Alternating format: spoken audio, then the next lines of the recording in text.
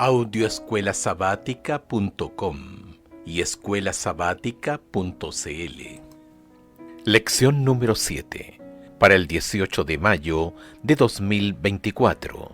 Motivados por la esperanza. Sábado 11 de mayo. Para memorizar. En ese día se dirá: este es nuestro Dios, lo hemos esperado y Él nos salvará. Este es el Señor a quien hemos esperado, nos gozaremos y nos alegraremos en su salvación. Isaías capítulo 25, versículo 9. La segunda venida de Jesús es uno de los temas centrales de las Escrituras. Es un hilo de oro que recorre las páginas sagradas de la Biblia. Un erudito ha calculado que hay 1845 referencias a la segunda venida de Cristo en el Antiguo Testamento. En los 260 capítulos del Nuevo Testamento hay más de 300 referencias al regreso de Cristo. Uno de cada 25 versículos lo menciona. Después de que la Reforma naufragara en Europa y se viera obstaculizada por divisiones y luchas, el protestantismo echó raíces en el Nuevo Mundo. En Estados Unidos, muchos recogieron el manto de la verdad, incluyendo la verdad sobre la segunda venida. Entre ellos se encontraba un agricultor bautista llamado William Miller. Como resultado de su estudio de la Biblia, creyó que Jesús vendría pronto, durante el curso de su vida, y comenzó a predicar ese mensaje. Con ello inició un movimiento que, aunque enfrentó una gran desilusión, abrió ante muchos verdades bíblicas que todavía hoy son relevantes. En la lección de esta semana examinaremos por qué la segunda venida de Cristo ha llenado de alegría el corazón de los creyentes a lo largo de los siglos y cómo podemos estar preparados para ese gran acontecimiento. La lección de esta semana se basa en el conflicto de los siglos, capítulos 18 al 21. Domingo 12 de mayo. La promesa de su regreso. Los reformadores protestantes y los peregrinos que partieron de Holanda hacia el Nuevo Mundo anhelaban la venida de Jesús. Para ellos, la segunda venida de Cristo era un acontecimiento gozoso que esperaban con gran interés. Juan Wycliffe anhelaba la venida de Cristo como la esperanza de la Iglesia. Calvino hablaba en nombre de todos los reformadores al referirse al glorioso regreso de Cristo como el más auspicioso de todos los acontecimientos. Para los hombres y las mujeres fieles a Dios, la segunda venida de Cristo era algo que había que celebrar, no algo que se debía temer. Escucha Juan capítulo 14, versículos 1 al 3. Primera de Tesalonicenses capítulo 4, versículos 13 al 18, y Tito capítulo 2, versos 11 al 14. ¿Por qué estos pasajes bíblicos ofrecieron tanta esperanza a los cristianos a lo largo de los siglos? Juan capítulo 14, versículos 1 al 3. No se turbe vuestro corazón. Creéis en Dios, creed también en mí. En la casa de mi Padre muchas moradas hay. Si así no fuera, yo os lo hubiera dicho. Voy pues a preparar lugar para vosotros. Y si me fuere y os preparare el lugar, vendré otra vez y os tomaré a mí mismo, para que donde yo estoy, vosotros también estéis. Primera de Tesalonicenses capítulo 4, versículos 13 al 18. Tampoco queremos, hermanos, que ignoréis acerca de los que duermen, para que no os entristezcáis como los otros que no tienen esperanza. Porque si creemos que Jesús murió y resucitó, así también traerá Dios con Jesús a los que durmieron en él. Por lo cual os decimos esto en palabra del Señor, que nosotros que vivimos, que habremos quedado hasta la venida del Señor, no precederemos a los que durmieron. porque el Señor mismo con voz de mando, con voz de arcángel y con trompeta de Dios descenderá del cielo, y los muertos en Cristo resucitarán primero. Luego nosotros los que vivimos, los que hayamos quedado, seremos arrebatados juntamente con ellos en las nubes para recibir al Señor en el aire, y así estaremos siempre con el Señor. Por tanto, alentaos los unos a los otros con estas palabras. Tito capítulo 2 versos 11 al 14. Porque la gracia de Dios se ha manifestado para salvación a todos los hombres, enseñándonos que, renunciando a la impiedad y a los deseos mundanos, vivamos en este siglo sobria, justa y piadosamente, aguardando la esperanza bienaventurada y la manifestación gloriosa de nuestro gran Dios y Salvador Jesucristo, quien se dio a sí mismo por nosotros para redimirnos de toda iniquidad y purificar para sí un pueblo propio, celoso de buenas obras. Es fácil entender por qué la creencia en la segunda venida de Cristo ha traído tanta esperanza y alegría a los cristianos que creen en la Biblia. Este acontecimiento señala el fin de la enfermedad, el sufrimiento y la muerte. Anuncia el fin de la pobreza, la injusticia y la opresión. Anticipa el fin de las luchas, los conflictos y las guerras. Pronostica un mundo futuro de paz, felicidad y comunión duradera con Cristo y los redimidos de todas las épocas para siempre. La venida del Señor ha sido en todo tiempo la esperanza de sus verdaderos seguidores. La promesa de despedida del Salvador sobre el monte de los olivos, de que volvería, iluminó el futuro para sus discípulos y llenó sus corazones con gozo y esperanza que las penas no podían apagar ni las pruebas disminuir. Entre los sufrimientos y las persecuciones, la manifestación gloriosa de nuestro gran Dios y Salvador Jesucristo era la esperanza bienaventurada. Cuando los cristianos de Tesalónica, agobiados por el dolor, enterraban a sus amados que habían esperado vivir hasta ser testigos de la venida del Señor, Pablo, su maestro, les recordaba la resurrección, que se verificaría cuando viniese el Salvador. Entonces los muertos en Cristo resucitarían y juntamente con los vivos serían arrebatados para recibir a Cristo en el aire. Y dijo, y así estaremos siempre con el Señor, consolaos pues los unos a los otros con estas palabras. Primera de Tesalonicenses capítulo 4, versículos 16 al 18. Elena de White, El conflicto de los siglos, página 347. ¿Por qué la segunda venida es tan importante para nuestra fe? Especialmente al saber que los muertos duermen. Ver la lección número 10. ¿Por qué esta enseñanza adquiere tanta importancia? Sin ella, ¿por qué estaríamos, como dijo Pablo, en una situación totalmente desesperada? Escucha 1 Corintios capítulo 15, versículos 15 al 18. Y somos hallados falsos testigos de Dios, porque hemos testificado de Dios que Él resucitó a Cristo, al cual no resucitó, si en verdad los muertos no resucitan.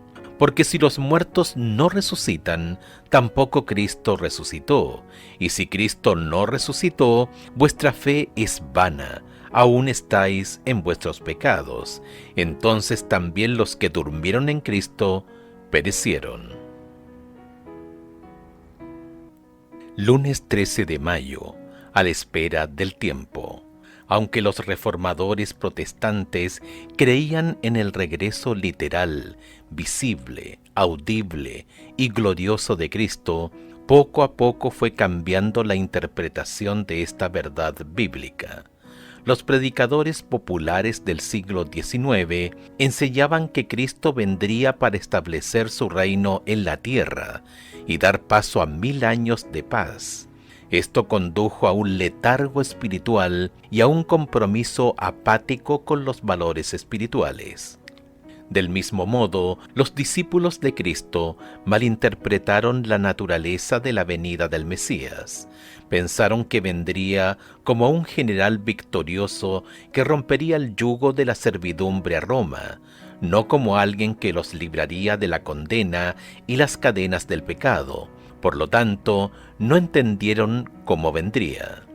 Escuchen Hechos capítulo 1 versos 9 al 11, Apocalipsis capítulo 1 versos 7 y Mateo capítulo 24 versículos 27, 30 y 31, que nos enseñan estos versículos acerca de la manera en que regresará nuestro Señor. Hechos capítulo 1 versos 9 al 11. Y habiendo dicho estas cosas, viéndolo ellos, fue alzado, y le recibió una nube que le ocultó de sus ojos. Y estando ellos con los ojos puestos en el cielo, entre tanto que él se iba, he aquí se pusieron junto a ellos 2 varones con vestiduras blancas, los cuales también les dijeron: Varones Galileos, ¿por qué estáis mirando al cielo? Este mismo Jesús que ha sido tomado de vosotros al cielo, así vendrá como le habéis visto ir al cielo. Apocalipsis capítulo 1 versículo 7. He aquí que viene con las nubes, y todo ojo le verá, y los que le traspasaron, y todos los linajes de la tierra harán lamentación por él. Sí, amén. Mateo capítulo 24 versos 27, 30 y 31. Versículo 20.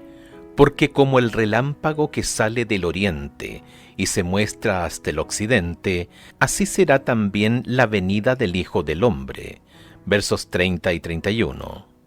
Entonces aparecerá la señal del Hijo del Hombre en el cielo, y entonces lamentarán todas las tribus de la tierra, y verán al Hijo del Hombre viniendo sobre las nubes del cielo con poder y gran gloria. Y enviará sus ángeles con gran voz de trompeta, y juntarán a sus escogidos de los 4 vientos, desde un extremo del cielo hasta el otro. Cuando Cristo vino la primera vez como un bebé en el pesebre de Belén, muy pocos vislumbraron su venida.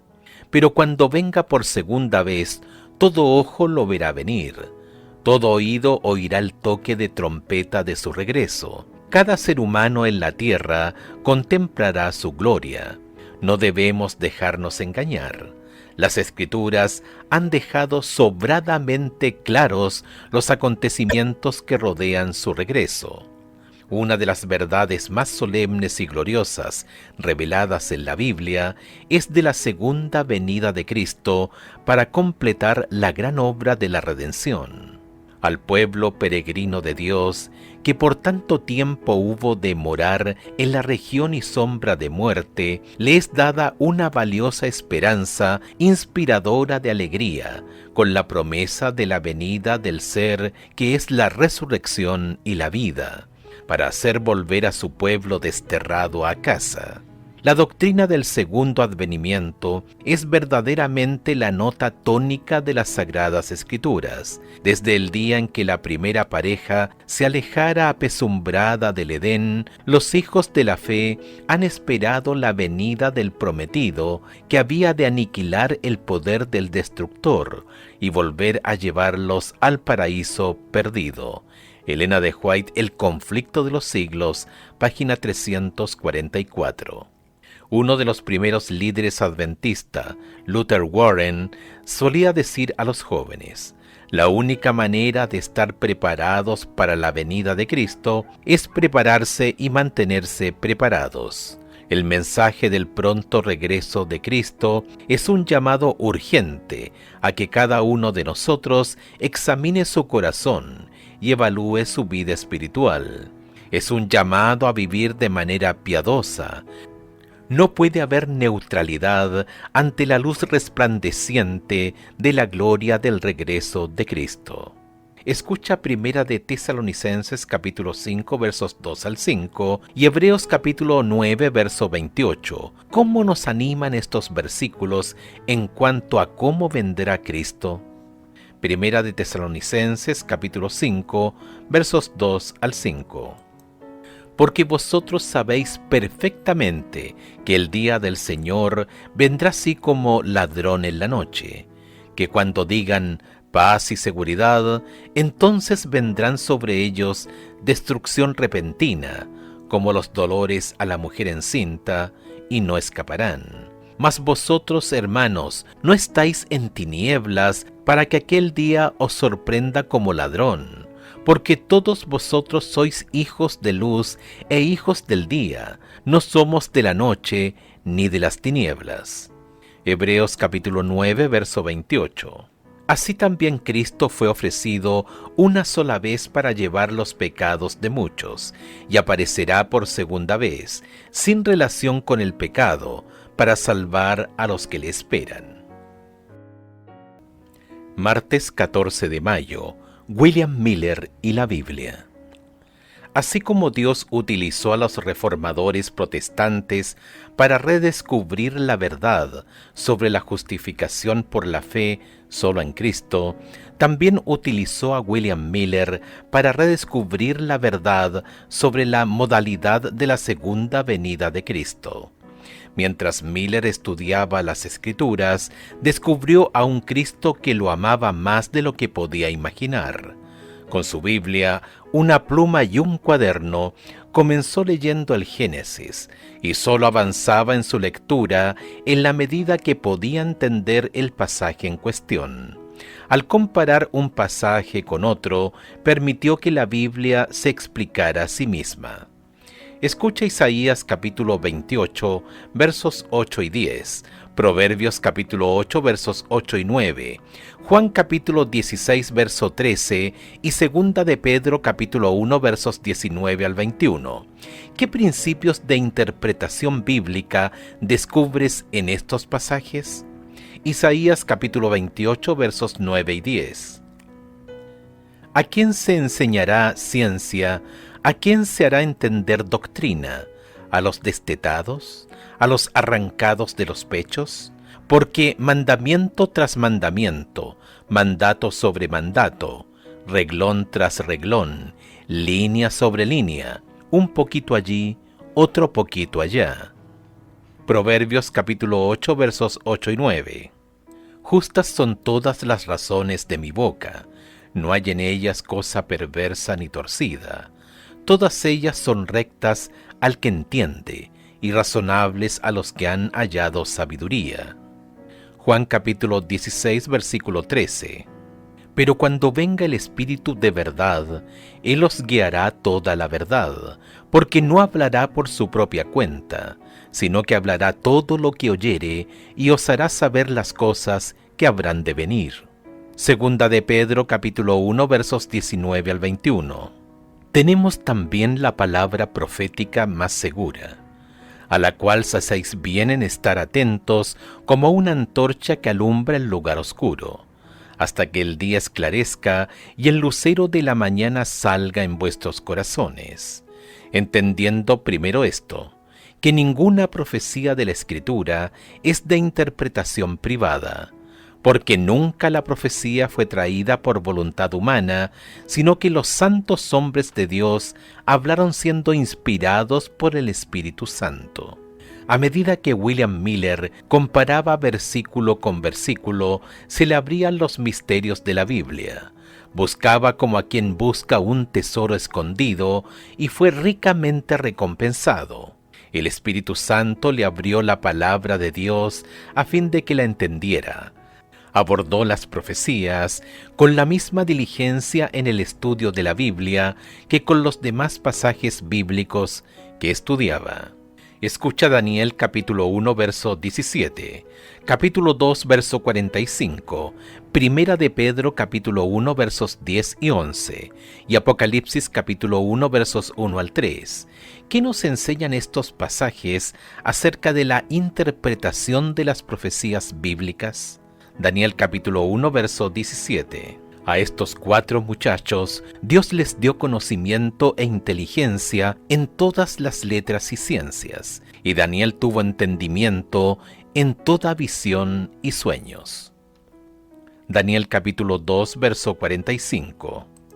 De la manera que viste que del monte fue cortada una piedra, no con mano, la cual desmenuzó el hierro, el bronce, el barro, la plata y el oro, el gran Dios ha mostrado al rey lo que ha de acontecer en lo porvenir, y el sueño es verdadero y fiel su interpretación.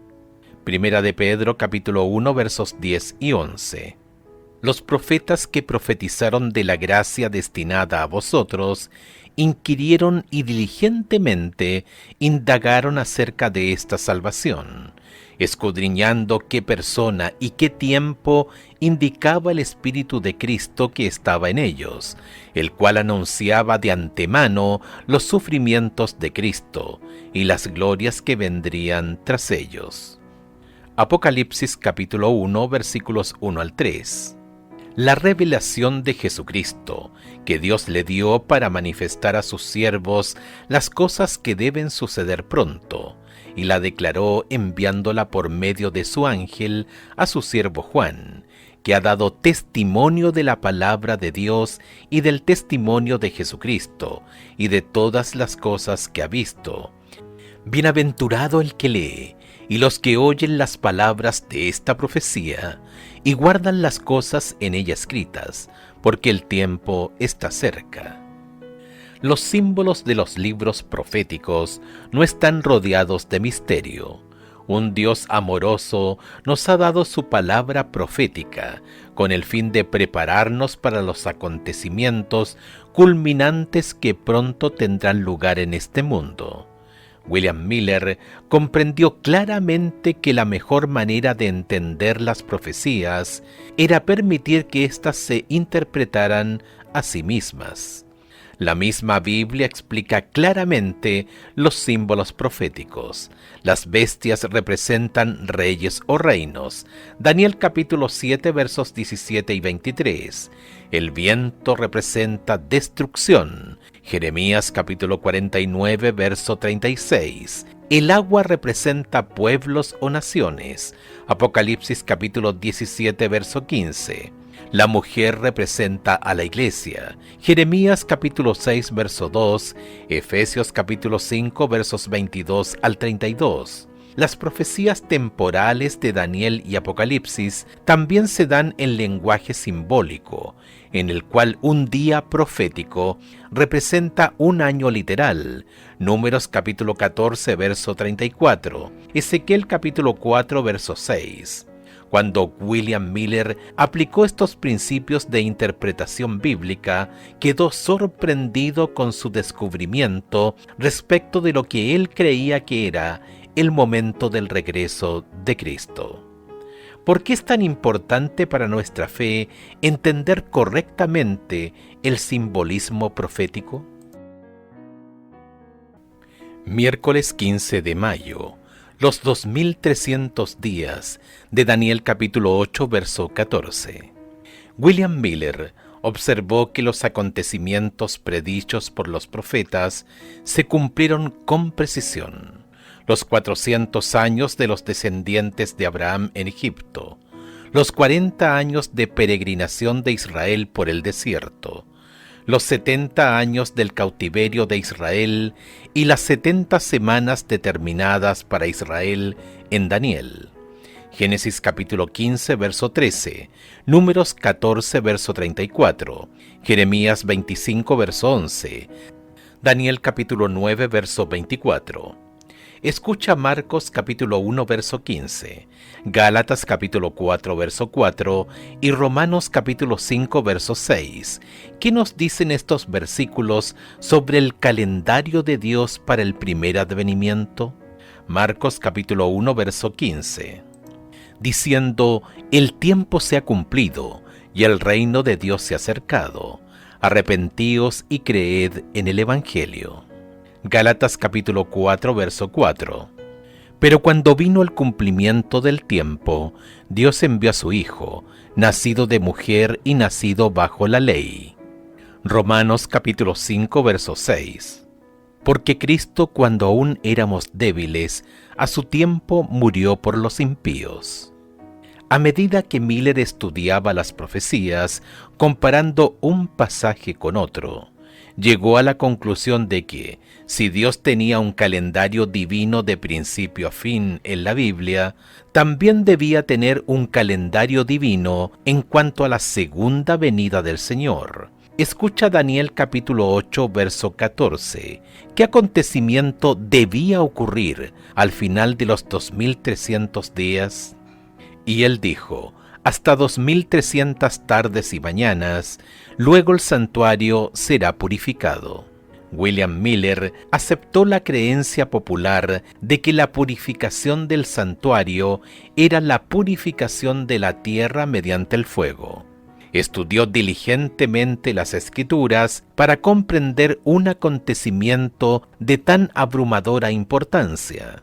Descubrió la conexión entre Daniel capítulo 8 y 9. En Daniel capítulo 8, el ángel recibió instrucciones de enseñar la visión a este hombre. Daniel capítulo 8, verso 16.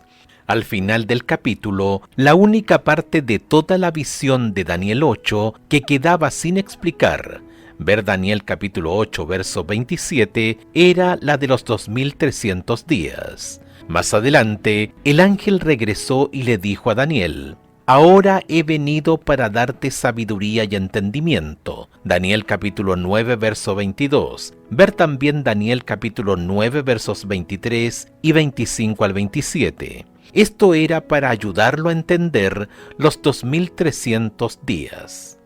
Sabemos esto porque, después de pedir a Daniel, comillas, entiende pues la palabra y entiende la visión. Daniel capítulo 9, verso 23. Las primeras palabras del ángel fueron: 70 semanas están determinadas sobre tu pueblo y tu santa ciudad. Daniel capítulo 9, verso 24. La palabra traducida como determinadas significa literalmente cortadas. 70 semanas, 490 años, han de ser cortadas. Pero ¿a partir de qué?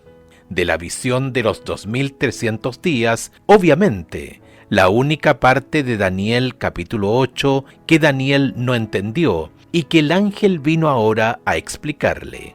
Y puesto que el punto de partida de las 70 semanas era desde que salga la orden de restaurar y reedificar Jerusalén, Daniel capítulo 9, verso 25, Miller sabía que, si tenía esa fecha, podría conocer el comienzo de las 70 semanas y de la profecía de los 2300 días.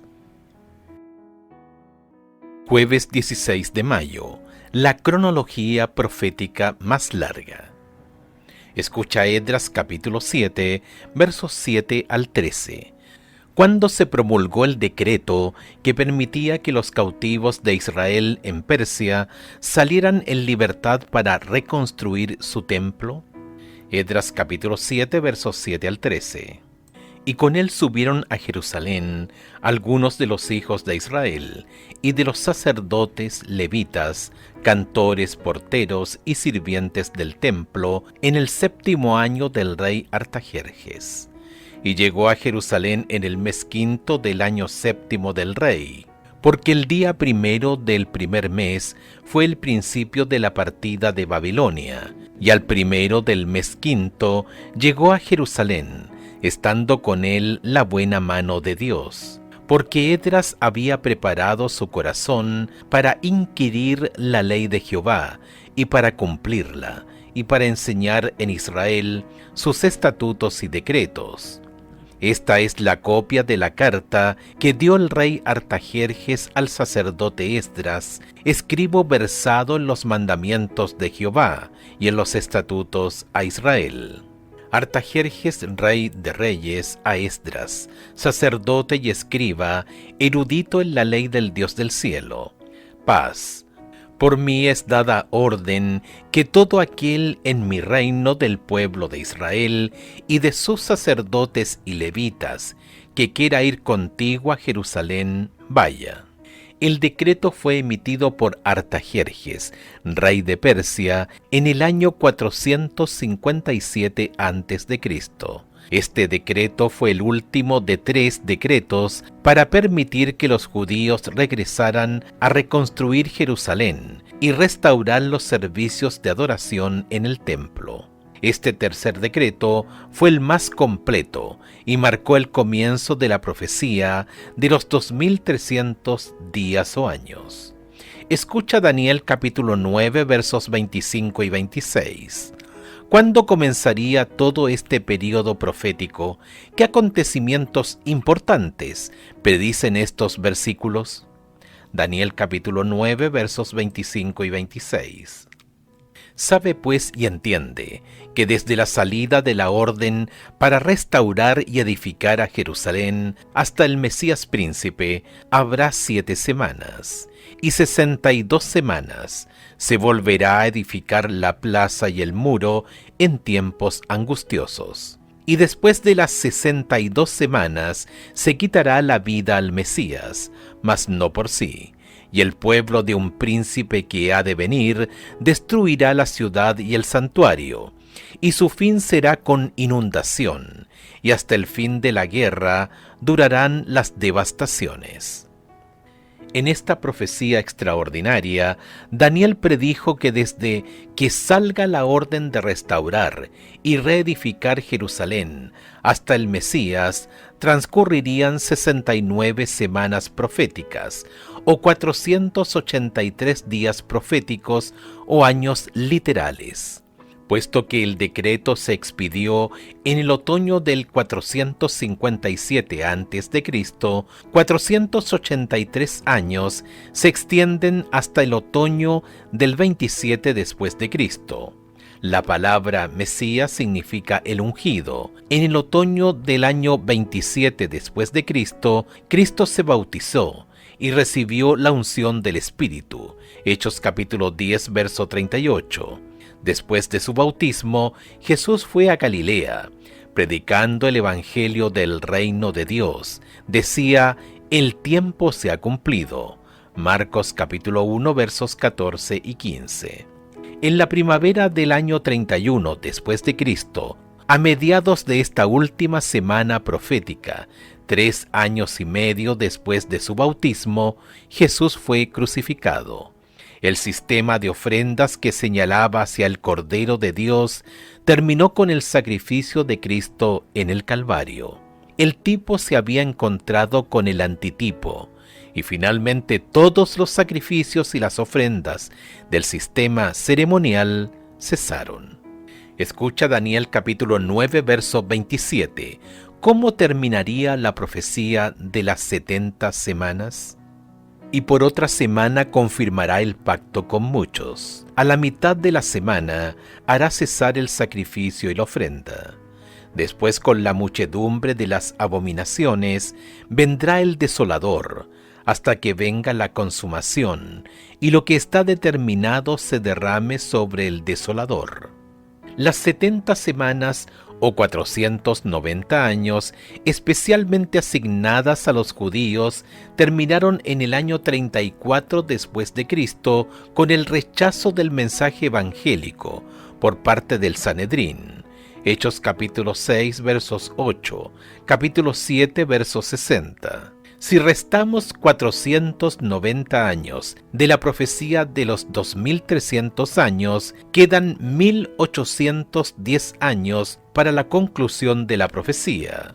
Esto nos lleva al año 1844 después de Cristo. William Miller y los primeros adventistas creían que el santuario de Daniel capítulo 8 verso 14 era la tierra, y supusieron que Cristo vendría a purificar la tierra con fuego en el año 1844. Viernes 17 de mayo, para estudiar y meditar. Observa el siguiente cuadro las profecías de las 70 semanas y los 2300 días. Las profecías comienzan en el año 457 a.C. y predicen los acontecimientos que rodean al Mesías príncipe, sobre quien se fundamenta la profecía de las 70 semanas. Con esa base sólida, las profecías de los 2300 días terminan en el año 1844. El punto de partida entonces es el año 457 y llega hasta el año 1844. Las 69 semanas están datadas desde el año 457 a.C. hasta el 27 después de Cristo. Luego, una semana es desde el año 27 después de Cristo al año 34 después de Cristo. Hasta allí se cuentan 70 semanas, desde el año 457 a.C., el punto de partida, hasta el año 34 después de Cristo. Dentro del período de 490 días o años proféticos, están los siguientes acontecimientos. Proclamación del decreto, año 457 a.C. Bautismo de Jesús, el año 27 después de Cristo. Año 31 después de Cristo, muerte de Jesús. Luego, en otro trazado, están los 1810 días o años proféticos, con los siguientes acontecimientos. El Evangelio a los gentiles, después del año 34 después de Cristo. Luego, el inicio del juicio investigador, año 1844 después de Cristo. Como los primeros discípulos, Guillermo Miller y sus colaboradores no comprendieron ellos mismos enteramente la importancia del mensaje que presentaban. Los errores que desde hacía largo tiempo se habían establecido en la Iglesia les impidieron arribar a una correcta interpretación de un punto importante de la profecía. Por tanto, si bien proclamaron el mensaje que Dios les había confiado para que lo diesen al mundo, sufrieron un desengaño debido a una interpretación equivocada de su significado. Elena de White, El conflicto de los siglos, página 400. Sin embargo, Dios cumplió su propósito benéfico al permitir que la advertencia del juicio fuese proclamada precisamente como lo fue. El gran día era inminente, y en la providencia de Dios, el pueblo fue probado, tocante a un tiempo definido, con el fin de revelarles lo que había en sus corazones. El mensaje tenía por objetivo probar y purificar a la Iglesia. Los hombres debían ser inducidos a ver si sus afectos estaban puestos en las cosas de este mundo o en Cristo y el cielo. Ellos profesaban amar al Salvador, ahora debían probar su amor. ¿Estarían dispuestos a renunciar a sus esperanzas y ambiciones mundanales y dar la bienvenida con gozo al advenimiento de su Señor? El mensaje tenía por objetivo capacitarlos para discernir su verdadero estado espiritual. Fue enviado misericordiosamente para despertarlos, con el fin de que buscasen al Señor con arrepentimiento y humillación. Conflicto de los siglos, página 401 y 402. Preguntas para dialogar. 1. ¿Qué lecciones podemos aprender de la experiencia de William Miller? ¿Dios rechaza a veces nuestra interpretación incorrecta? 2.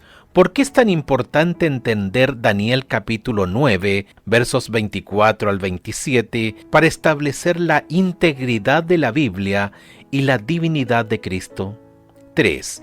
¿Qué papel desempeña la interpretación de las profecías en el plan de salvación?